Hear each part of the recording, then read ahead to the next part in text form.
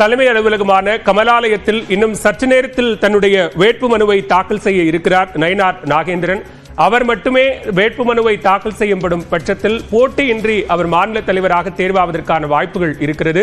நட்சத்திர விடுதியிலிருந்து கட்சி அலுவலகத்திற்கு புறப்பட்ட மாநில தலைவர் அண்ணாமலை மாலையில் பேசுவோம் என்று செய்தியாளர்களிடம் தெரிவித்திருக்கிறார்.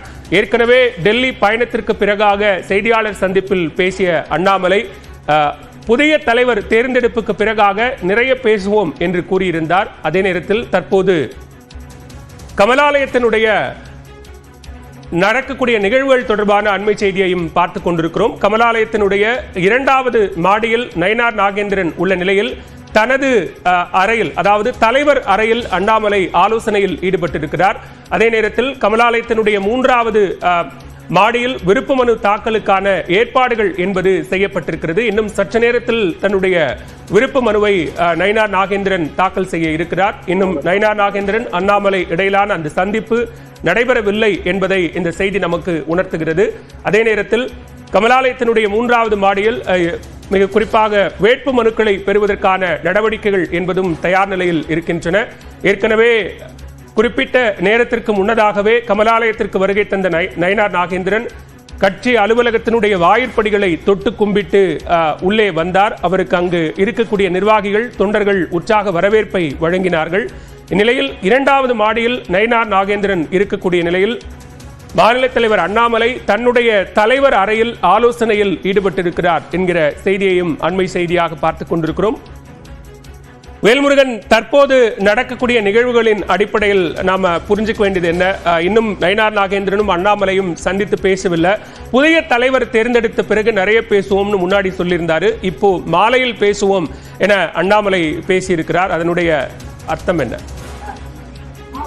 நிச்சயமாக, அதாவது தற்போது பாஜக தலைவராக குறிப்பாக அண்ணாமலை அவர்கள் கடந்த 3 ஆண்டுகள் பணியாற்றிருந்தாலும் கூட தற்பொழுது அதற்கான ஒரு நிறைவு நாளாக இன்றைய நாளை நாம் எடுத்துக்கொள்ளலாம்.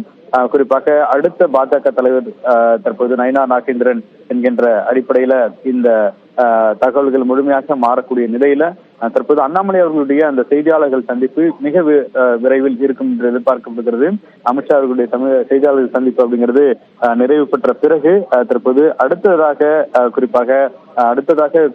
அண்ணாமலை அவர்களுடைய செய்தியாளர் சந்திப்பு இருக்கும். ஏன்னா அண்ணாமலை ஒரு டிசைட் பண்ணி இந்த நிகழ்வை எடுத்திருக்கிறார் அப்படிங்கிற பரபரப்பான தகவல்கள் அரசியல் விமர்சகர்கள் மத்தியில வைக்கப்படுகிறது. குறிப்பா அதிமுக பாஜக கூட்டணி அமைந்தால் நான் ராஜினாமா செய்வேன் என்று 2024 நாடாளுமன்ற தேர்தலுக்கு முன்னதாகவே அவர் எடுத்துரைத்த அந்த தகவல்கள் அப்படிங்கிறது, அதை ஏற்றுக்கொண்ட டெல்லி தலைமைதான் பிறகு நாடாளுமன்ற தேர்தலை குறிப்பாக பாஜக தலைமையில தேசிய ஜனநாயக கூட்டணியில அதிமுக இடம்பெறாமல் ஒரு கூட்டணியை அமைத்து 18% வாக்குகளை பெற்றதாக அவர்கள் தெரிவித்திருக்கிறார்கள்.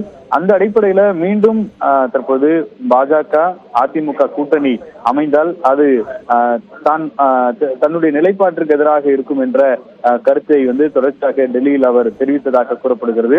எனவே அது குறித்தான ஒரு பெரிய விளக்கத்தை கொடுப்பார், அல்லது குறிப்பாக இந்த கூட்டணியில எந்தவித விரிசலும் ஏற்பட்டுவிடக் கூடாது என்பதை ரொம்ப கவனமாக பாஜக கருதுகிற பட்சத்துல அப்படிப்பட்ட செய்தியாளர்கள் சந்திப்பையும் தவிர்ப்பதற்கான வாய்ப்புகள் இருக்கிறது. எனவே தொடர்ச்சியாக அண்ணாமலை கடந்த 2 நாட்களாக சொல்லக்கூடிய ஒரே வார்த்தை, விரைவாக இது குறித்தான அத்தனை விஷயத்தையும் உங்களுக்கு தெரிவிக்கிறேன், செய்தியாளர் சந்திப்புல தெரிவிக்கிறேன் என்று அவர் சொல்லி வருகிறார். எனவே இன்று மாலை ஒரு செய்தியாளர்களை சந்திப்பாரா அப்படிங்கிற ஒரு கேள்வி இருக்கும். அதே போல குறிப்பாக பாஜகவினுடைய புதிய தலைவராக நயினார் நாகேந்திரன் அவர் பொறுப்பேற்றால் வழக்கமாக மற்ற தலைவர்கள் இது குறித்து மாநில தலைவரிடம் கேட்டு தெரிந்து கொள்ளுங்கள் என்பதை போன்ற தகவல்களை வழக்கமாக அவர் கடந்து செல்வதை நாம் பார்க்க முடியும். அந்த வகையில தற்போது அவருடைய செய்தியாளர் சந்திப்பு விரைவில் இருக்கும் என்றும் எதிர்பார்க்கலாம். அதே போல அமித்ஷா அவர்களுடைய செய்தியாளர் சந்திப்பு அப்படிங்கிறது ரொம்ப முக்கியத்துவம் வாய்ந்ததா பார்க்கிறோம். குறிப்பா தென் மாநிலங்கள் தற்போது ஒருங்கிணைந்து பாஜகவினுடைய பல்வேறு விஷயங்கள்ல எதிர்ப்பு தெரிவித்து வருகிறார்கள். குறிப்பாக சமீபத்தில் ஏற்பட்ட வேல்முருகன், மிக முக்கியமாக நீங்க குறிப்பிட்டதை போல உள்துறை அமைச்சர் அமித்ஷாவுடனான தமாக தலைவர் ஜி.கே. வாசனின் சந்திப்பு நிகழ்ந்திருக்கிறது.